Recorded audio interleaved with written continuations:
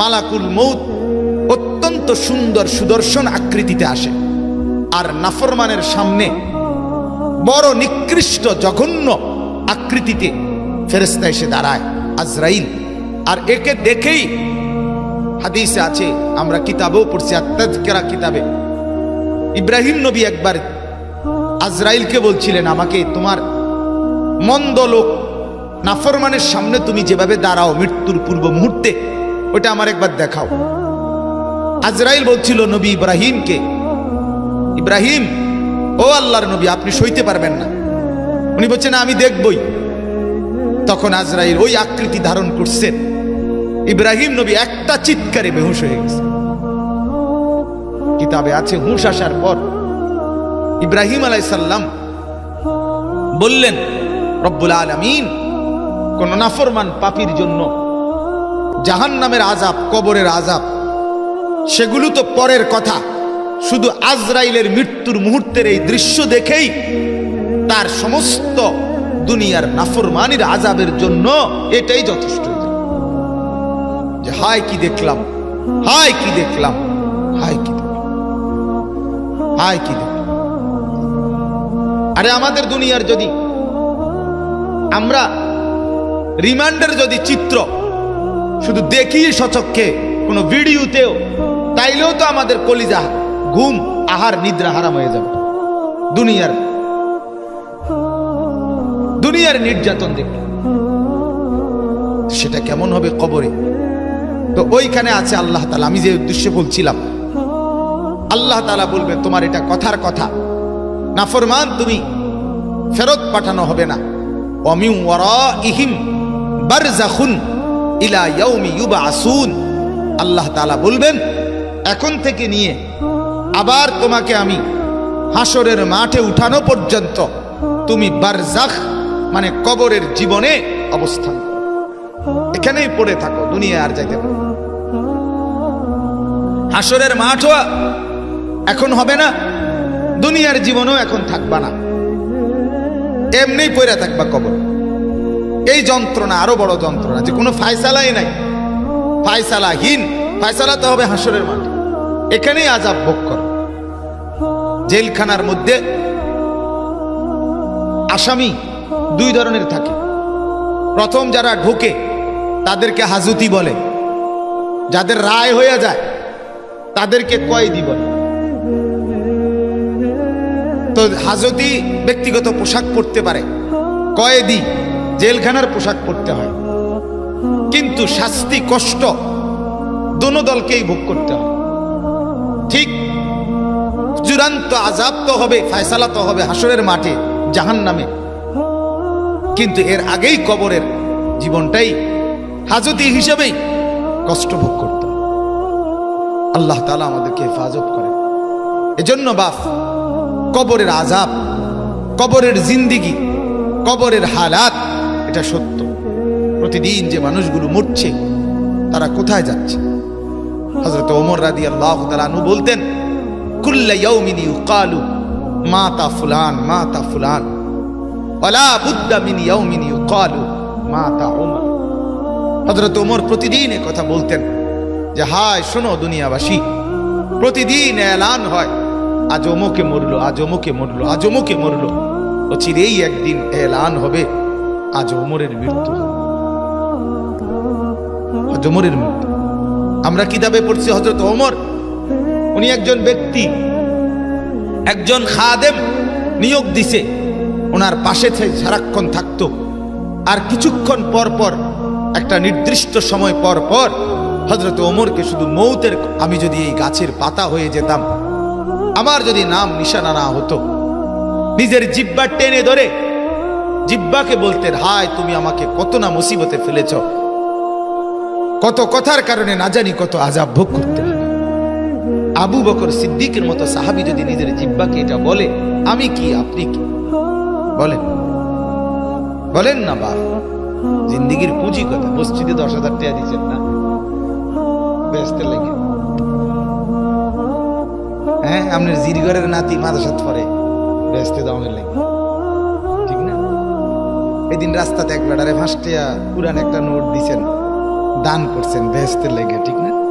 কত হয়েছে মোট? 10,000 আর এনে 5 টিয়া, আর হইল নাতি মাদ্রাসাত খরচা দেন 1500 টাকা করে, এ মোটামুটি 20-30 হাজার টাকার ভিতরে ব্যস্ত।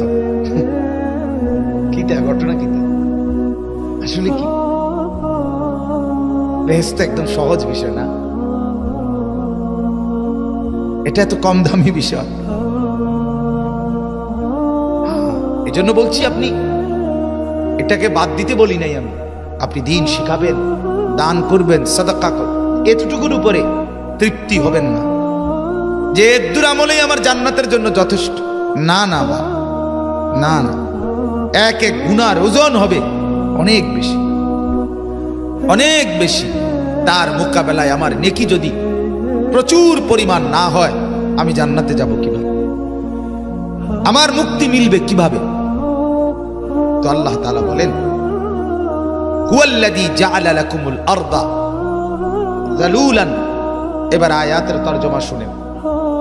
সূরা মুলকের কথা বললাম, কবরের আযাবের কথা বললাম। কবরের আযাব থেকে পানাহ চাইবেন, কবরের আযাব থেকে, কবরের প্রশ্নের জবাব যেন ঠিকমতো দিতে পারেন। আল্লাহর কাছে এটা দোয়া করবেন, দোয়া করবেন। আল্লাহকে এখন যদি চিনেন, আমার মনে আছে আমি জীবনে প্রথম যার কাছে এই আশ্চর্য বয়ান শুনছিলাম, বেতুয়ার হুজুর রহমাতুল্লাহ আলাইহি, ওনার কাছে আমি শুনছিলাম একবার একটা বয়ান। আমি বহুবার এই বয়ান বহু মাহফিলে বলছিলাম। উনি বলছিলেন একবার বয়ানে, একজন ইমানদার যদি একটা সুন্দর হিসাব দেখেন, উনি বলছিলেন একজন ইমানদার যদি একদিনে কমপক্ষে 32 রাকাত নামাজ তাকে পড়তেই হবে। ফজরের 4 রাকাত, জোহরে 4 4 8 2 10 রাকাত, 10 4 14, আসরে 4 রাকাত, মানে কম অবশ্যই পড়তে হয়। 14 আর 4 কত? 18। মাগরিবে 5 রাকাত, কত হইল? 23। এশার নামাজে 9 রাকাত, 4 2 3, কত হইল? 32 রাকাত নামাজ। তো উনি বলছেন, হযরত বেতুয়ার হুজুর রাহমাতুল্লাহ আলাইহি, যে প্রথম রাকাতে ফজরের নামাজের সুন্নতের প্রথম রাকাত নিয়ত করেন, ভাবেন আল্লাহু আকবার। এই প্রথম বান্দা সূরা ফাতিহা পড়লো, আলহামদুলিল্লাহি রাব্বিল আলামিন। এই যে রব, রব্বিল আলামিন একবার বলল, সে রব, নিজের রবকে মনে করলো, আল্লাহকে রব। 2, সে যখন রুকুতে গেল কমপক্ষে 3 বার রবকে মনে করলো, সুবহানা রব্বিয়াল আযীম, রব্বিয়াল আযীম। কয়বার? তো কয়বার হইল? 4 বার। এরপরে দাঁড়াইলো যখন, তখন কমপক্ষে একবারই মনে করলো রব্বানা লাকাল হাম। এই যে রব্বানা, রব, কয়বার হইল? 5 বার।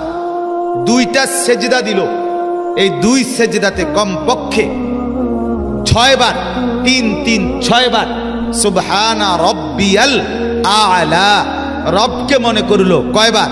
6 বার। তাহলে এক রাকাতে রবকে মনে করলো কয়বার?